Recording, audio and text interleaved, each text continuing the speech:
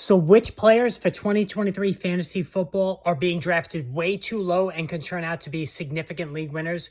I'll tell you in a couple of seconds here. This is the Fantasy Sports Boss. Make sure you hit that subscribe button if you're new. Lots of good stuff coming up. I'm back from vacation. I was away for a week, so the videos were a little bit sporadic, but I'm back today and going to have turning out a lot of videos, a lot of content on the next couple of days to catch up. I'm going to be releasing new rankings as well. And also, if you haven't gotten my 2023 Fantasy Football Fantasy Sports Boss Draft Guide, it's available on Amazon, also available here on the channel homepage where you can get a PDF version for a cheaper price. So either way, make sure you get your copy for 2023. Now, what I wanted to do today is take a look at the players at each of the four positions: quarterback, running back, receiver, and tight end, and identify where players have slipped beyond where they should. And if you're a smart drafter, you take advantage of these mistakes that the consensus fantasy football community is making, where you could get supreme bang for your draft dollar bucks. All right. And these players all look like potential league winners if you take advantage of these discounted prices. And all of these guys can easily exceed their draft spots, current draft spot, according to Fantasy Pros, and help you win your league. Now, at quarterback, there's two guys, and I've shared this with you over and over again. It's Deshaun Watson and Geno Smith. Right now, Deshaun Watson is going as QB9. So QB9 certainly is very, very, very cheap for a guy who led the NFL in passing yards just a couple of years ago. Clearly had to work off some rust, but Deshaun Watson still in his prime. Not quite 30 yet. He's still got a couple of years to go before he reaches 30. So he's really just beginning his prime for a quarterback. Can throw the ball, can run it as well. And he has a really impressive stable of receivers. He's got not only Amari Cooper and improving Donovan Peoples-Jones, but he gets Elijah Moore, who I also think is a sleeper this season, and David Njoku, who's a terrific receiving tight end. And he's got a tremendous runner in Nick Chubb behind him, who's going to take pressure off the defense there, loosen up the defense for Watson to throw downfield. So as QB9, I really like Deshaun Watson there. And I've been beating a dead horse saying you should pair him with Geno Smith, who's QB15 and who finished as a top 6 fantasy quarterback last season. And he's got 3 supreme receivers in DK Metcalf, Tyler Lockett, and this rookie from Ohio State, Smith and Jigba there. So Geno Smith as QB15 is just criminal how cheap he is. Really, it's unbelievable. I mean, I know people think, oh, it was just a fluke, but he's not. He's going to come back to earth. But those receivers are legit. Geno Smith look great, and they throw it a lot around the end zone there. So I'm all aboard Geno Smith and Deshaun Watson, pairing them together and just playing the right matchup each week. Now, at running back, Rachaad White is the running back 25, and this is crazy because Rachaad White caught over 50 passes last season. He's going to Leonard Fournette is out of town. They split work last season. There's no competition behind him. So Rachaad White is in the driver's seat on a what's expected to be a run-heavy offense as they break in either Kyle Trask or go with Baker Mayfield at quarterback. So a guy who can run, shows good burst. I know the average wasn't impressive, but shows good burst and can certainly catch the football. I like him more than DeAndre Swift, who's going at 23, and David Montgomery at 24, although I think Montgomery is a good value there as well.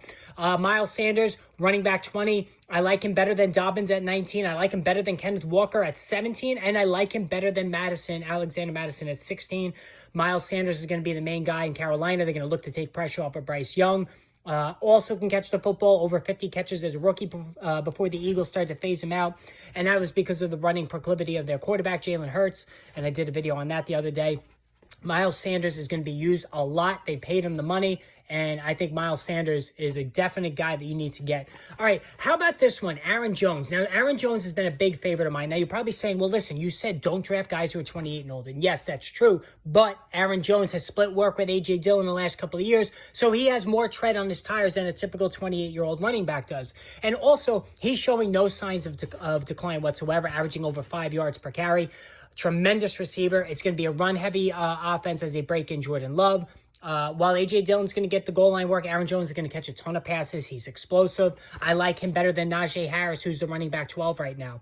And then finally, James Conner, running back 28 for a guy who catches the football well and has scored a ton of touchdowns. I know that the offense is going to struggle until Kyler Murray comes back, but Murray is expected to be back sometime in October, and then Conner could really be a difference maker down the stretch, as he has been the last 2 seasons. He's done his best work the second half of the season, and he's free almost at running back 28. I know he too is up there in age, and he misses time with injury, but he's free almost at running back 28 for a guy who's going to dominate carries. All right, the wide receivers, Chris Olave, wide receiver 20, a guy who's going to be the top wideout in an improved passing offense with Derek Carr. The sky's the limit for him. We talked about Garrett Wilson as a second-round pick. Chris Olave, I don't think is that far behind Wilson, his teammate there in college. And at wide receiver 20, an absolute utter steal there. We've seen how Derek Carr likes to latch onto his number one wideouts like he did with Devontae Adams last season. Chris Olave is a tremendous pick at wide receiver 20, which is just ridiculous. All right, how about this one? Mike Williams at wide receiver 26. I like to have my first receiver in a PPR league be a very PPR-friendly guy like an Amon-Ra St. Brown. Then I also like Mike Williams for his touchdown potential in this pass-heavy offense for the Chargers. Wide receiver 26, he's missed a lot of time. I get it, but I think Williams is tremendous when he's on the field, and that's a cheap cost for a guy who can put up wide receiver 1 numbers. Calvin Ridley, wide receiver 33. I think this is going to go up as we get closer to the season. There is a lot of competition for receptions there, but this is a pass-heavy offense that Frank Reich has installed. We've seen how good Ridley was around the red zone with the Atlanta Falcons, catching a lot of touchdowns ahead of Julio Jones in that aspect.